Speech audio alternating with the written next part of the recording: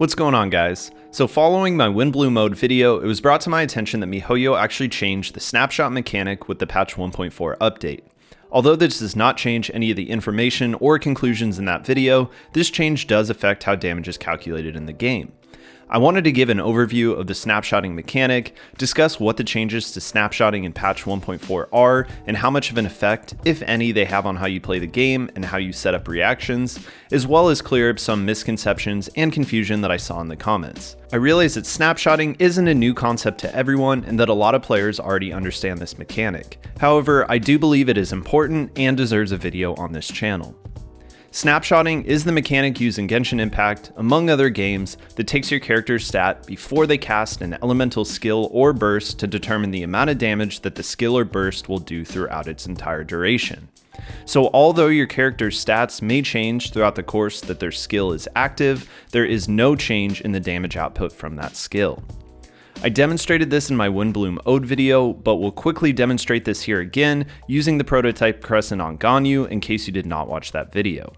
The prototype Crescent at Refinement Rank 1 provides a 36% attack increase for 10 seconds after hitting a weak point. In the first clip, we see that before proccing this buff, Ganyu has a total attack of 1,977. Her burst is cast, and the crit damage per icicle is 4,372. After her burst is cast, we hit the Ruin Guard in a weak point, and Ganyu's total attack increases to 2,281, however there is no change in icicle damage. In the second clip, we proc this effect before casting her burst, her attack again increases to 2,281, the crit damage per icicle is now 5,044. After the buff wears off, we see Ganyu's attack has returned to the previous value, but there is no change in icicle damage. So this is the basics of how snapshotting works and how it can be exploited in Genshin.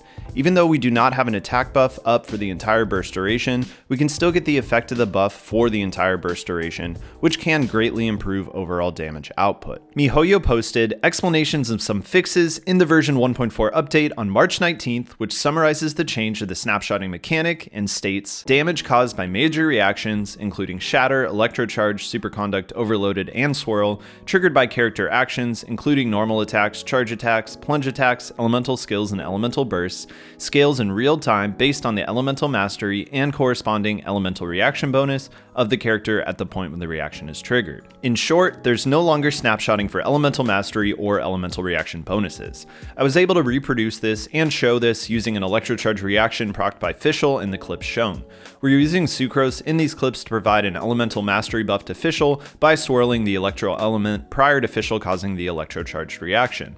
I purposely removed one piece of my 4-piece Feratus and Fenrir set from Sucrose so that damage would not be affected by the 40% resistance shred. This 40% resistance shred is an example of a stat that did not snapshot prior to the update and will only muddy the results. In the first clip, Fischl applies Electro, Sucrose swirls Electro, Mono applies a Hydro debuff, and Oz is cast. Looking at the electrocharge damage throughout the duration it is procced, we see it decreases from 1576 to 1143 after the buff duration has ended.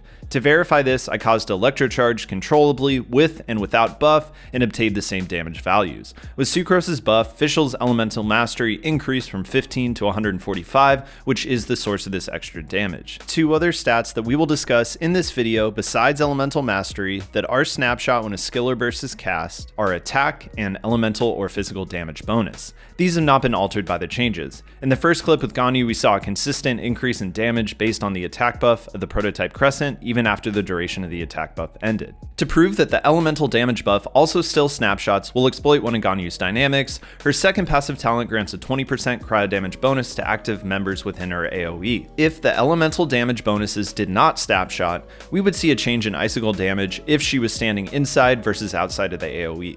Additionally, due to a partial overlap of this buff, we can actually gain this buff on the second cast of her ult if we're standing inside the AoE of her previous ult and cast the second ult within a short time after the first one ends, as evident by the increase in burst damage that extends throughout its duration. Some common sources of elemental mastery, attack, or elemental damage buffs are the following. For attack buffs, we have Thrilling Tales of Dragon Slayers, which gives an attack buff to the next character swapped on the field, Bennett's Burst, which provides attack based on Bennett's attack to those in his burst AoE, the Wolf's Gravestone, which provides an attack buff to the entire party after the wearer hits an enemy with less than 30% HP, Mona's Burst, which gives an attack percent boost while her Omen is active, and the 4-piece Noblesse Oblige set, which provides the whole party an attack buff after the wearer performs their ult.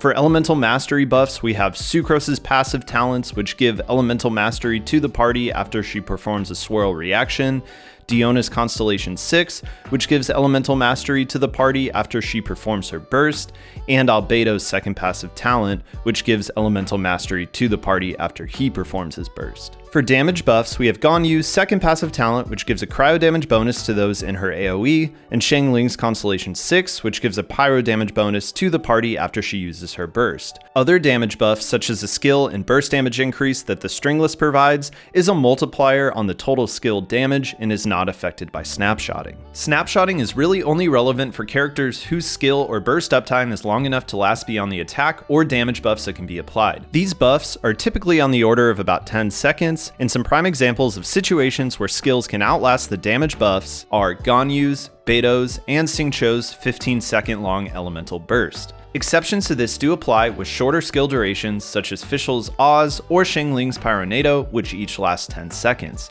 For these circumstances, if the damage buff isn't applied immediately before skill casting, the buff would wear off while the skill is still up. Almost every skill and burst in the game does snapshot with a few exceptions to my knowledge. The only significant exception is Xingqiu's burst because of its long duration and high damage potential.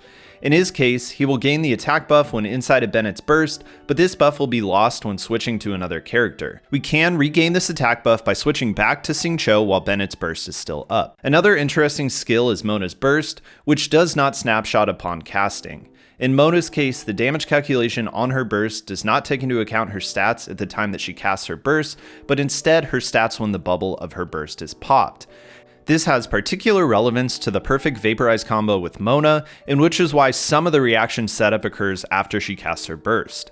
In Mona's case, if Sucrose is used to swirl Hydro and apply her EM buff to Mona, this EM buff will not snapshot when Mona casts her burst, meaning that Mona's bubble must be popped before Sucrose's EM buff wears off to get the additional Vaporize damage from Elemental Mastery. Therefore, the Mona combo is not affected by the changes to snapshotting, which probably would have been the most significant change. It seems pretty apparent that Mihoyo made this change in order for the new 5-star bow, the Elegy to the End, to work as intended. I did not pull for this bow myself, but did see an amazing video from IWinToLose Gaming, which I linked in the description, who tested this bow and showed the passive effects. In short, the passive of this weapon grants an attack percent bonus and elemental mastery bonus to all party members. Because of the old snapshotting mechanics, if this effect was procced by Venti's burst, Venti would not benefit much from the effect of this bow during the burst duration, and he would therefore gain little advantage himself by using this bow. With the new snapshot mechanics, swirl damage will be increased mid-burst based on the elemental mastery gained. Overall, I do not think this change will positively or negatively impact the majority of the player base with the characters that we have now. Although characters like Ganyu and Xiangling will lose some of the elemental mastery buff that may improve melt damage with their burst unless these effects are reapplied, these gains in damage are not massive compared to the large single hit damage boost that elemental mastery can provide Ganyu's charge shot or Hu Tao's burst. These skills do not require snapshotting because they are applied in a single instance and are therefore largely unaffected. Attack snapshotting currently holds more value than EM for the most part, as EM bonuses are only relevant when reactions are caused by the character with the EM buff. Even for characters like Ganyu, Xiangling, or Fischl who can proc elemental reactions over the time their skill is active, this is typically not continuous, as it is very difficult to maintain debuffs on enemies and always have one character proccing the reaction. Therefore, a general attack buff boosting all damage is typically more beneficial anyways. There are some advantages to this change as well, in my opinion, in removing the order that certain sequences need to be performed in order to gain the bonus. When in Abyss and fighting a number of enemies, especially when it is hard to keep burst uptime against one or two larger enemies, there are advantages to be gained by the lack of snapshotting. But I would like to hear your guys' thoughts in the comments. Also, if you feel like I missed anything in this video, please feel free to let me know down below. Thank you guys so much for watching. If you found this video helpful and informative, please consider subscribing down below. I put out Genshin Impact videos just like this one every week. I'll see you guys for the next video. Peace.